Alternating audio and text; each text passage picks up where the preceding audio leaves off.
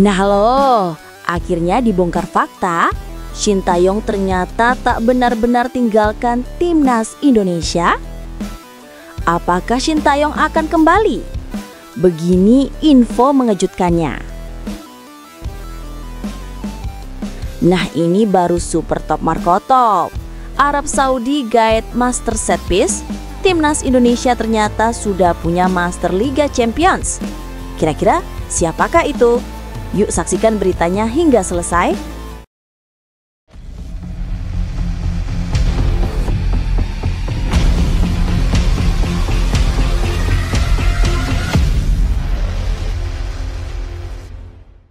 Mohon subscribe channel Timnasku Indonesia agar tidak ketinggalan informasi Timnas Indonesia.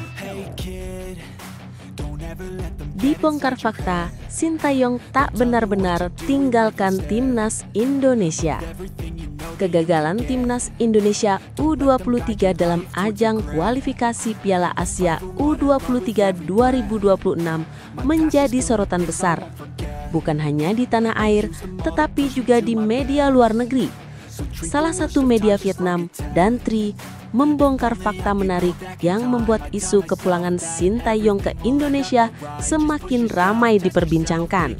Setelah Gerald Vandenberg gagal membawa Garuda Muda melangkah lebih jauh, bahkan hanya mampu bermain imbang tanpa gol melawan Laos, wacana perubahan pelatih pun mencuat. Namun, yang mengejutkan adalah dugaan bahwa Sintayong sebenarnya tidak pernah benar-benar pergi meninggalkan Indonesia sepenuhnya. Dalam laporannya, Dantri menuliskan bahwa hasil buruk yang diderita Indonesia di bawah asuhan Vandenberg adalah kekecewaan besar, terlebih karena sebelumnya ia juga gagal di kejuaraan Asia Tenggara U23. Situasi ini dinilai menjadi celah besar bagi PSSI untuk melakukan evaluasi, bahkan mengganti pelatih kepala. Nama Sintayong pun kembali mencuat, seakan menjadi penyelamat yang disiapkan untuk kembali memimpin tim.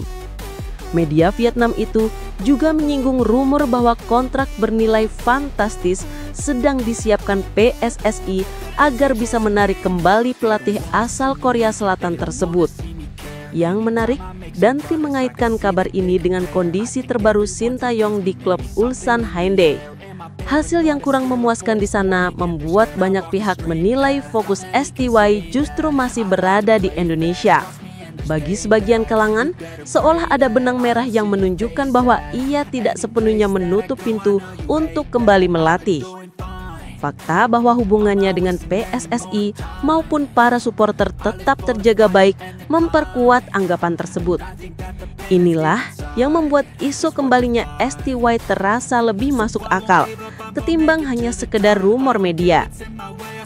Selain dari sisi finansial, ada pula faktor emosional yang membuat isu ini semakin kuat. Media Vietnam menyoroti bahwa Sintayong tetap menjaga komunikasi dengan orang-orang di PSSI meskipun kontraknya sempat dihentikan secara tiba-tiba. Ini dianggap sebagai sinyal bahwa ia tidak menutup pintu untuk kembali. Bahkan, media itu berani menyebut bahwa pelatih asal Korea Selatan tersebut tidak pernah benar-benar meninggalkan Indonesia secara batiniah, meskipun secara kontrak resmi sudah tidak lagi menjabat. Reaksi di media sosial pun luar biasa. Banyak netizen Indonesia yang langsung menyuarakan dukungan mereka terhadap kembalinya Sintayong. Sebagian berharap ia bisa membangun ulang timnas U23. Sebagian lain bahkan menginginkan agar STY diberi peran lebih besar termasuk kembali menangani tim senior. Antusiasme ini memperlihatkan betapa besar pengaruh yang ditinggalkan STY selama masa kepelatihannya. Dengan situasi yang semakin panas, semua mata kini tertuju pada langkah PSSI berikutnya. Apakah benar Sintayong akan kembali?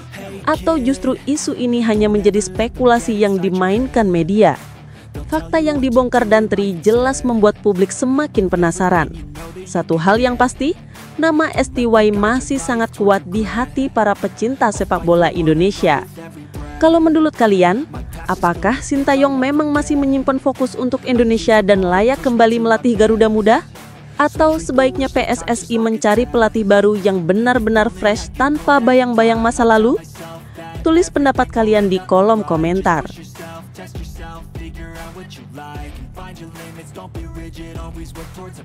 Arab Saudi gayet master set piece, Timnas Indonesia sudah punya Master Liga Champions. Timnas Indonesia tidak sedikit pun merasa gentar meski kabar datang dari kubu Arab Saudi yang baru saja mendatangkan pelatih spesialis bola mati, Nicolas Jover dari Arsenal. Kehadiran Jover memang menjadi langkah serius yang diambil tim asuhan Hervé Renard menjelang laga putaran keempat kualifikasi Piala Dunia 2026 zona Asia. Nama Jover sendiri sangat diperhitungkan, sebab selama 4 musim terakhir bersama Arsenal, ia mampu membuat klub asal London itu mencetak lebih dari 70 gol hanya dari situasi set piece. Tidak heran jika kehadirannya langsung dianggap sebagai ancaman bagi lawan-lawan Arab Saudi, termasuk Indonesia. Namun jika melihat situasi secara keseluruhan, Timnas Garuda justru punya modal yang lebih besar untuk menyambut duel panas tersebut. Sebab saat ini Indonesia ditangani oleh seorang pelatih dengan reputasi kelas dunia, Patrick Kluivert. Nama Kluivert bukan hanya sekadar legenda Belanda, melainkan sosok spesialis Liga Champions yang sudah membuktikan kualitasnya di level tertinggi Eropa. Sebagai pemain, ia pernah menjadi salah satu bintang besar di Ajax Amsterdam ketika berhasil menjuarai Liga Champions 1995. Pada laga final melawan AC Milan, Kluivert yang kala itu masih berusia 18 tahun mencetak gol penentu kemenangan. Gol tersebut mengubah jalannya sejarah dan membuat namanya tercatat sebagai pencetak gol termuda di final Liga Champions pada era itu. Rekam jejaknya bersama Barcelona pun tak kalah gemilang, di mana ia tampil sebagai penyerang utama dan menjadi salah satu striker paling disegani di La Liga Spanyol. Dengan pengalaman sebesar itu, rasanya wajar jika publik Indonesia menyebut Kluivert sebagai spesialis Liga Champions yang kini berada di balik layar Timnas Garuda. Lebih dari sekadar reputasi pribadi, PSSI melalui salah satu exco bahkan telah menyematkan status tim kepelatihan terbaik sepanjang masa bagi jajaran staf yang saat ini mendampingi Timnas Indonesia. Julukan tersebut bukan tanpa alasan. Kehadiran Patrick Kluivert sebagai nahkoda utama ditopang oleh tim pelatih berpengalaman yang mampu memberikan sentuhan berbeda dalam taktik, fisik, hingga psikologis para pemain. Kombinasi ini yang membuat Indonesia semakin percaya diri menghadapi siapapun lawan mereka, termasuk Arab Saudi. Oleh karena itu menjadi aneh jika dengan kualitas staf kepelatihan selevel ini, Timnas Garuda justru gagal meraih kemenangan. Jika menoleh ke belakang, ada catatan menarik yang semakin menambah optimisme Indonesia. Pada pertemuan sebelumnya di ronde ketiga kualifikasi Piala Dunia, Timnas Garuda bukan hanya mampu menahan imbang Arab Saudi, tetapi juga berhasil menundukkan mereka. Kemenangan tersebut menjadi bukti nyata bahwa skuad Indonesia mampu mengimbangi bahkan melampaui tim sekelas Arab Saudi yang dikenal sebagai salah satu raksasa Asia. Momentum itu menjadi modal berharga yang bisa dibawa anak asuh Kluivert saat kembali bertemu dengan tim berjuluk Sukur Al-Khodur. Meski demikian, tidak bisa dipungkiri bahwa tambahan tenaga Nicolas Jover akan membuat Arab Saudi lebih berbahaya, terutama dari skema bola mati. Tapi di sisi lain, kehadiran pelatih spesialis tersebut justru bisa menjadi tantangan menarik bagi Indonesia untuk membuktikan soliditas lini belakang mereka. Dengan persiapan yang matang, taktik cerdas dari Kluivert, serta pengalaman yang sudah mereka miliki, Timnas Garuda diyakini mampu menghadapi ancaman itu dengan kepala tegak. Kini semua mata akan tertuju pada duel besar yang mempertemukan dua tim dengan persiapan luar biasa ini. Arab Saudi datang dengan spesialis bola mati, sementara Indonesia sudah memiliki pelatih dengan label spesialis Liga Champions. Kombinasi faktor sejarah, pengalaman, serta dukungan publik diyakini akan menjadi kunci bagi Garuda untuk sekali lagi membungkam keraguan banyak pihak. Kalau menurut kalian, apakah tambahan Nicolas Jover benar-benar bisa membuat Arab Saudi lebih unggul? Atau justru pengalaman besar Patrick Kluivert sebagai spesialis Liga Champions yang akan jadi pembeda? Yuk, tulis pendapat kalian di kolom komentar.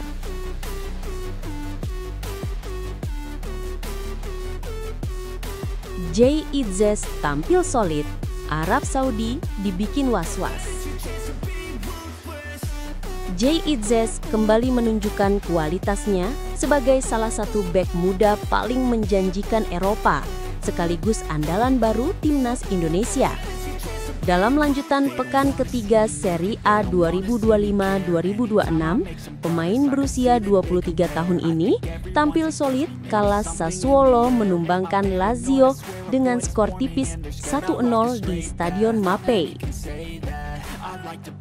Selama 90 menit penuh plus tambahan waktu, Itzes tak hanya menjaga kedisiplinan lini belakang, tetapi juga sukses membuat lini serang Lazio yang diperkuat penyerang berbahaya seperti Tati Castellanos dan Boulaye Dia tak berkutik. Performanya ini langsung mendapat sorotan media Italia yang memberikan ulasan positif, bahkan menyebutnya sebagai salah satu faktor kunci kemenangan Sassuolo. Kemenangan Sassuolo ini terasa sangat penting, terlebih setelah mereka menjalani 2 pekan awal Serie A dengan hasil kurang memuaskan. Gol sematawayang dari Aliou Fadera di menit ke-70 memang jadi penentu kemenangan. Namun kerja keras lini belakang yang dipimpin Jay Itzes lah yang membuat 3 poin aman dibawa pulang. Kiper Sassuolo Arianet Muric pun layak berterima kasih, karena nyaris sepanjang laga ia mendapat perlindungan maksimal dari Itzes. Dengan sapuan, duel udara, hingga kemampuan membaca permainan, bek asal Indonesia ini benar-benar menjadi tembok kokoh yang sulit ditembus Lazio. Tidak hanya publik Italia yang terpukau, performa Jay Itzes ini juga memberikan sinyal positif bagi timnas Indonesia jelang putaran keempat kualifikasi Piala Dunia 2026 zona Asia. Arab Saudi yang akan kembali berhadapan dengan Garuda jelas harus waspada melihat bagaimana bek ini mampu tampil disiplin di salah satu liga top Eropa. Jika penyerang Lazio saja dibuat frustasi, bukan tidak mungkin lini depan Arab Saudi juga akan kesulitan saat berhadapan dengannya. Apalagi Itzes dikenal bukan hanya piawai dalam bertahan, tetapi juga berani membawa bola hingga ke lini tengah untuk membantu transisi permainan. Media Italia seperti Calcio Mercato memberikan rating 6 dengan menyoroti betapa sedikit ruang yang diberikan Itzes kepada lawannya. Sementara Canale Sassuolo memberikan nilai 6+ dan menyebut Itzes tertib, bersih, serta cermat membaca jalannya pertandingan. Bahkan Tutto Mercato Web memberikan rating lebih tinggi, yakni 7, dengan memuji dedikasinya yang tetap tampil maksimal meski sempat beberapa kali menerima perawatan akibat benturan, termasuk dengan Pedro Rodriguez. Semua pujian itu memperlihatkan betapa cepatnya adaptasi Itzes di Serie A, sebuah kompetisi yang dikenal keras dan penuh tekanan. Adaptasi yang impresif ini tentu membawa kebanggaan tersendiri bagi publik sepak bola Indonesia. Sebagai kapten timnas, Jay Itzes kini menjadi simbol bahwa Garuda tak hanya bisa mengandalkan semangat, tetapi juga kualitas individu yang diakui di level tertinggi Eropa. Kehadiran pemain seperti dia membuat harapan Indonesia di kualifikasi Piala Dunia semakin nyata. Arab Saudi yang sebelumnya pernah ditahan imbang dan dikalahkan Indonesia di ronde ketiga, kini semakin harus berhitung ulang menghadapi pertahanan Garuda yang dipimpin Jay Itzes. Dengan modal performa solid di Serie A, Jay Itzes jelas menjadi salah satu kunci bagi Indonesia untuk kembali mencetak sejarah di ronde keempat kualifikasi. Arab Saudi boleh mendatangkan Nicolas Jover sebagai spesialis set piece dari Arsenal. Namun menghadapi bek sekelas Itzes tentu bukan perkara mudah. Justru publik Indonesia semakin percaya diri bahwa Garuda memiliki amunisi terbaik di lini belakang. Kalau menurut kalian, apakah penampilan Jay Itzes di Serie A ini cukup untuk membuat Arab Saudi benar-benar was-was menghadapi Indonesia? Atau justru ada pemain lain di timnas Garuda yang bisa jadi pembeda? Tulis pendapat kalian di kolom komentar.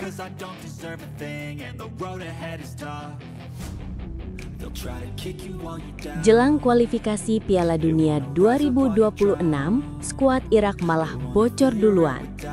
Menjelang dimulainya ronde keempat kualifikasi Piala Dunia 2026 zona Asia, sebuah kabar mengejutkan datang dari kubu Irak. Belum lama ini, skuad yang dipimpin oleh pelatih baru Graham Arnold sudah lebih dulu bocor ke publik. Hal ini tentu menjadi bahan pembicaraan hangat, apalagi Irak disebut-sebut sebagai salah satu lawan terberat timnas Indonesia dalam perebutan tiket menuju panggung terbesar sepak bola dunia. Fakta bocornya daftar pemain ini memberi sedikit keuntungan bagi Patrick Kluivert dan tim kepelatihan Garuda, karena mereka kini punya gambaran lebih jelas mengenai siapa saja yang bakal dihadapi. Irak sendiri memang sedang dalam tren positif bersama Arnold. Pelatih asal Australia itu berhasil langsung memberi dampak dengan mempersembahkan gelar juara Piala Raja Thailand 2025. Di partai final, mereka menumbangkan tuan rumah Thailand dengan permainan yang solid dan agresif. Kemenangan tersebut menjadi sinyal bahwa Irak berada dalam kondisi terbaiknya, sehingga publik Indonesia wajar merasa laga melawan mereka nanti tidak akan mudah. Namun, dengan adanya bocoran komposisi pemain yang bakal dibawa, Kluivert bisa lebih matang menyusun strategi. Menurut laporan media Win-Win, Arnold diyakini tidak akan banyak melakukan perombakan dari skuad yang sukses di Piala Raja. Mayoritas pemain pilar dalam turnamen tersebut akan kembali dipanggil untuk menghadapi Indonesia dan Arab Saudi. Hal ini berarti Garuda kini bisa menganalisis gaya bermain yang dipamerkan Irak di Thailand sebagai referensi nyata. Mulai dari komposisi lini belakang, transisi tengah, hingga agresivitas lini serang, semuanya sudah terekspos sejak mereka tampil di turnamen itu. Patrick Kluivert tentu paham betul pentingnya informasi ini. Dengan jajaran staf kepelatihan terbaik yang dimilikinya, ia bisa menyiapkan skema antisipasi secara detail. Lini pertahanan Indonesia yang kini diperkuat nama-nama berpengalaman di Eropa, seperti Jay Itzes, Kevin Dix, dan Kelvin Verdonk, bisa dilatih lebih spesifik untuk meredam ancaman Irak. Apalagi skuad lawan kini sudah terbaca secara garis besar. Situasi ini jelas menjadi modal berharga bagi Garuda untuk tetap percaya diri menghadapi pertandingan besar nanti. Namun demikian, ada satu variabel krusial yang membuat situasi semakin menarik. Striker andalan Irak, Mohanad Ali, sedang terancam skorsing akibat insiden brutal di final Piala Raja Thailand. Ia kedapatan menendang gelandang Thailand, Chanatip Songkrasin, dan langsung diganjar kartu merah. Hingga kini masih terjadi perdebatan apakah hukuman tersebut akan berlaku di laga resmi kualifikasi. Namun jika benar sang striker utama harus absen, itu jelas menjadi keuntungan besar bagi Indonesia. Kehilangan mesin gol di lini depan akan mempengaruhi tajamnya serangan Irak. Di sisi lain, publik sepak bola Indonesia justru bisa menilai bahwa bocornya daftar pemain Irak menandakan tidak adanya elemen kejutan besar yang bisa mereka tampilkan. Justru sebaliknya, Garuda kini bisa memanfaatkan waktu persiapan untuk melakukan analisis mendalam terhadap kelemahan-kelemahan Irak. Dengan racikan strategi Kluivert dan performa para pemain yang semakin matang, peluang Indonesia untuk mencuri poin semakin terbuka lebar. Kini, jelang pertemuan panas ini, atmosfer sudah mulai terbentuk. Bocornya skuad Irak memberi semacam peta jalan bagi Indonesia untuk menyusun rencana besar mereka. Arab Saudi dan Irak memang dua lawan berat, tetapi Garuda sudah membuktikan di ronde sebelumnya mampu membuat kejutan. Pertanyaannya, apakah kali ini timnas Indonesia bisa kembali memanfaatkan momentum, atau justru Irak dengan skuad yang hampir sama tetap mampu menunjukkan dominasinya? Kalau menurut kalian bocornya skuad Irak ini lebih banyak menguntungkan Indonesia atau justru membuat Garuda harus ekstra waspada? Tulis pendapat kalian di kolom komentar.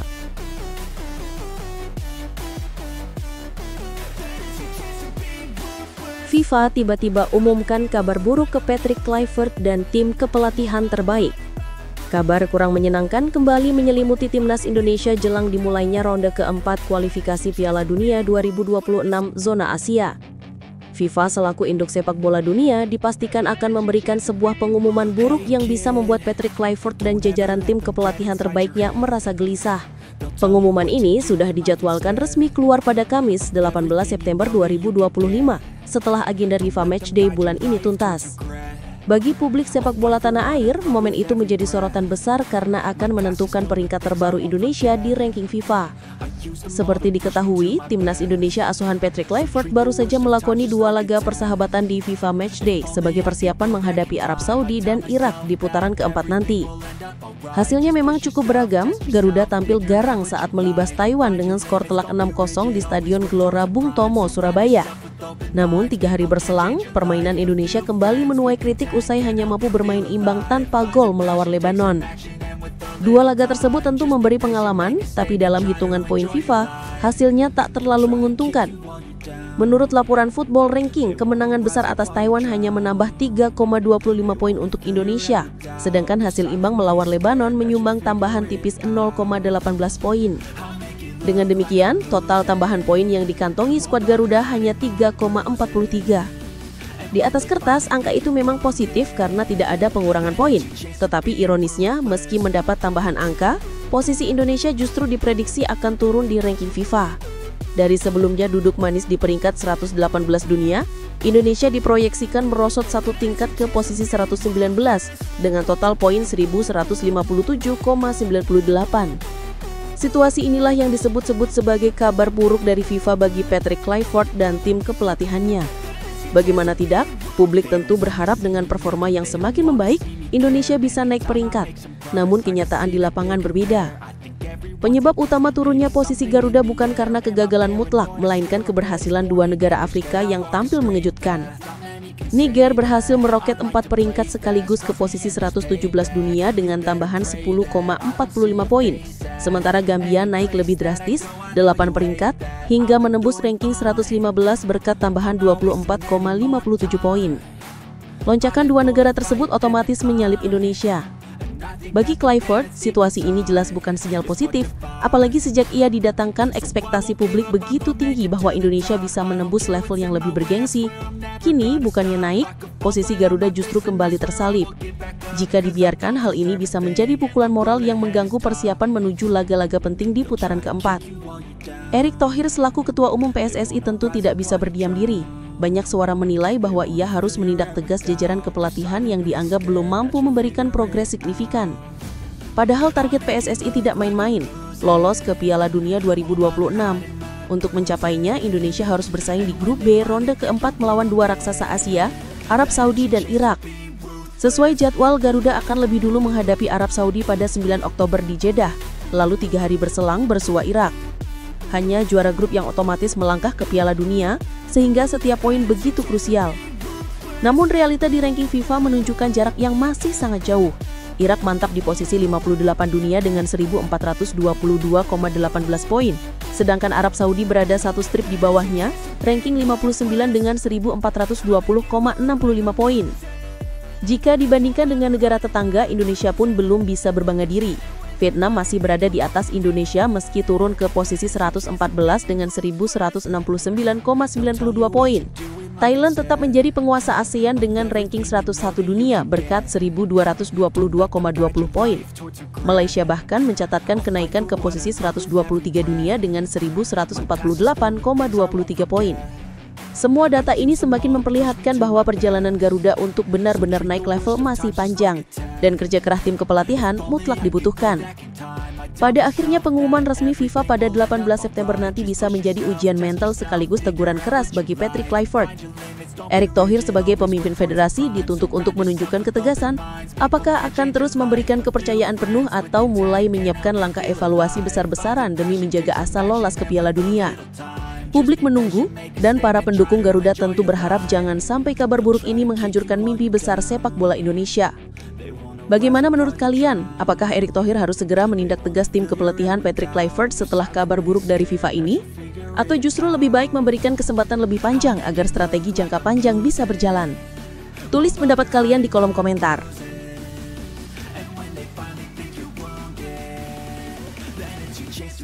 Erick Thohir rancang strategi khusus untuk pengembangan pemain. Ketua Umum PSSI, Erick Thohir, kembali menjadi sorotan publik setelah mengungkapkan rencana besarnya dalam merancang strategi khusus untuk Timnas Indonesia. Strategi ini bukan hanya sekedar persiapan untuk ajang internasional, melainkan juga sebagai langkah jangka panjang untuk membangun fondasi sepak bola Indonesia yang lebih kokoh. Dalam pernyataannya, Erik menegaskan bahwa salah satu fokus utama adalah mendorong pengembangan pemain berusia di bawah 23 tahun atau U23 agar lebih siap bersaing di level internasional, sekaligus meningkatkan kualitas kompetisi liga domestik.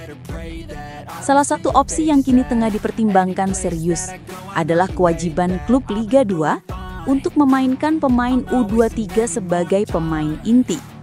Ide ini tentu memunculkan perdebatan, tetapi jika dijalankan dengan konsisten, bisa menjadi solusi agar talenta muda tidak sekedar menjadi pelengkap di bangku cadangan. Erik menyebut aturan ini kemungkinan baru bisa diterapkan mulai musim depan, agar tidak menimbulkan kebingungan bagi klub yang sudah menyiapkan komposisi timnya sejak jauh hari. Strategi ini sekaligus memperlihatkan komitmen PSSI untuk memastikan pemain muda Indonesia mendapatkan menit bermain yang layak, bukan hanya di akademi, tetapi juga dalam atmosfer kompetisi profesional. Selain fokus pada liga, Erik juga menyiapkan ajang besar bernama Piala Presiden 2026. Turnamen ini rencananya digelar pada April atau Mei tahun depan dengan melibatkan hingga 64 klub dari seluruh Indonesia. Piala Presiden bukan hanya sekedar hiburan bagi pecinta sepak bola, tetapi juga menjadi ajang pembuktian pemain-pemain muda untuk unjuk gigi. Disinilah regulasi terkait komposisi pemain muda kembali akan dievaluasi, agar turnamen ini benar-benar menjadi panggung regenerasi. Dengan skema ini, Timnas Indonesia, terutama di kelompok usia muda, bisa mendapatkan pemain yang lebih siap tempur. Namun, Erik juga realistis. Ia menyadari bahwa membangun kompetisi khusus U23 dalam waktu dekat masih sulit terwujud. Untuk itu, jalur yang dipilih adalah mendorong peran aktif pemain muda di Liga 2 terlebih dahulu. Sedangkan di Liga 3 dan Liga 4, Erik berencana untuk menambah kuota pemain muda mulai tahun depan. Dengan begitu, pembinaan tidak berhenti di level U17 dan U20 saja, melainkan berlanjut hingga U21 dan U23, yang menjadi penopang langsung kekuatan Timnas Indonesia senior. Dalam pandangan Erik, pembinaan berjinjung menjadi kunci keberhasilan sepak bola nasional. Ia menegaskan bahwa fondasi harus dibangun dari level paling bawah atau grassroots. Dengan pembinaan usia dini yang lebih rapi dan terstruktur, Indonesia bisa menghasilkan generasi pemain berkualitas yang siap bersaing, bukan hanya di Asia Tenggara, tetapi juga di kancah dunia. Langkah ini sekaligus menjadi bukti bahwa PSSI tidak ingin hanya mencari jalan instan, melainkan benar-benar menyiapkan masa depan sepak bola Indonesia secara berkelanjutan.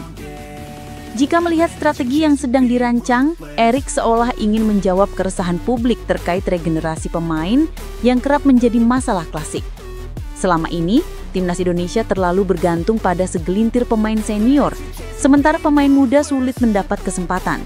Dengan aturan baru dan turnamen yang lebih kompetitif, diharapkan pemain muda Indonesia akan tumbuh lebih matang, baik secara teknik, mental, maupun pengalaman bertanding. Kini semua mata tertuju pada langkah Erick Thohir dan PSSI. Apakah strategi khusus ini benar-benar bisa dijalankan dengan konsisten atau hanya menjadi wacana di atas kertas? Publik tentu berharap rencana besar ini tidak hanya berhenti pada janji, melainkan benar-benar melahirkan perubahan nyata di lapangan. Bagaimana menurut kalian? Apakah strategi Erick Thohir ini sudah tepat untuk menjadikan Timnas Indonesia lebih kuat dan siap menghadapi target besar lolos ke Piala Dunia 2026? Jangan ragu, tulis pendapat kalian di kolom komentar.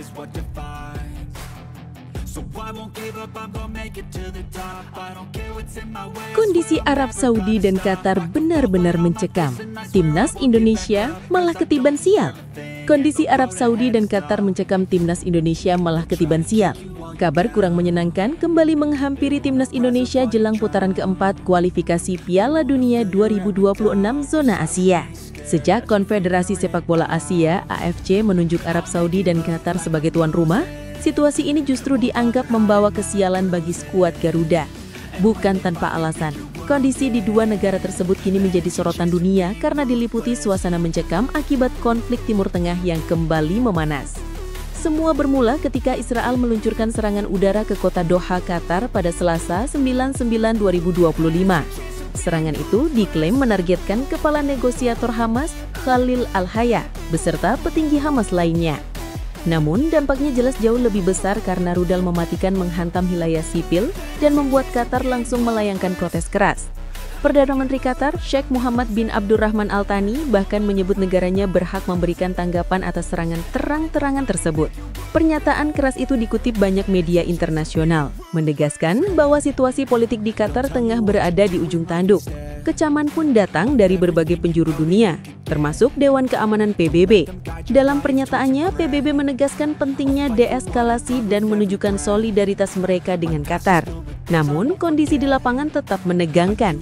Bayangkan, di tengah ketegangan tersebut, Qatar tetap dijadwalkan menjadi tuan rumah Grup A putaran keempat kualifikasi Piala Dunia 2026.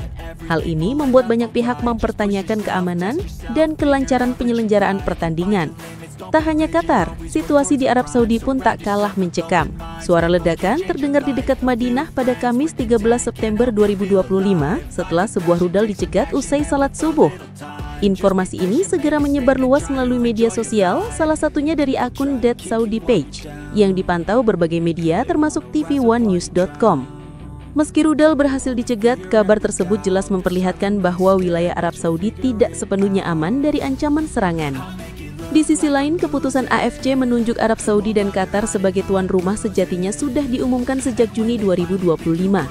Dalam pernyataan resminya, AFC menyebut Asosiasi Sepak Bola Qatar dan Federasi Sepak Bola Arab Saudi dipilih untuk menggelar play-off kualifikasi sesuai regulasi yang berlaku. Putaran keempat ini akan berlangsung 8 hingga 14 Oktober 2025 dengan timnas Indonesia dijadwalkan bermain di Arab Saudi karena tergabung di grup B. Nasib buruk tampaknya terus mengikuti timnas Indonesia. Garuda akan langsung menghadapi Arab Saudi pada 8 Oktober 2025, lalu bersua Irak 3 hari kemudian. Dua lawan berat itu sudah cukup membuat kepala pusing, ditambah lagi kondisi keamanan di sekitar venue pertandingan yang menambah tekanan tersendiri bagi para pemain. Sementara itu, di grup A, Qatar dijadwalkan melawan Oman dan Uni Emirat Arab di tengah gelombang protes yang terus menggema dari beberapa federasi, termasuk Irak, UAE, hingga Oman yang terang-terangan menolak penetapan dua negara itu sebagai tuan rumah. Namun demikian, AFC tetap bersikeras dengan keputusannya. Ketua Umum PSSI Erick Thohir menyampaikan bahwa Indonesia menghormati regulasi dan akan mengikuti kebijakan yang sudah ditetapkan. Dalam regulasi FIFA World Cup 2026 Preliminary Competition pasal 11, memang disebutkan bahwa AFC berhak menentukan venue apakah di negara peserta atau tempat netral. Artinya, meski banyak protes, suara peserta tidak akan mampu menggoyahkan keputusan AFC. Kondisi inilah yang membuat banyak pihak menyebut timnas Indonesia sedang ketiban sial. Di saat persiapan harusnya fokus menghadapi kekuatan tim lawan, Garuda justru harus beradaptasi dengan atmosfer politik yang panas, ancaman keamanan, serta venue yang penuh tekanan.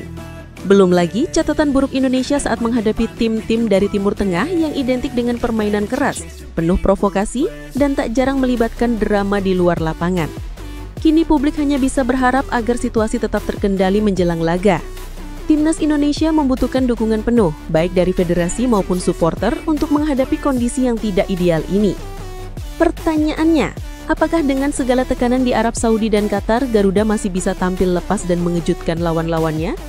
Bagaimana menurut kalian, apakah keputusan AFC sudah tepat menunjuk Arab Saudi dan Qatar di tengah situasi yang mencekam ini? Apakah timnas Indonesia masih bisa mengukir sejarah atau justru terpuruk karena faktor non-teknis yang tidak bisa dikendalikan? Tulis pendapat kalian di kolom komentar.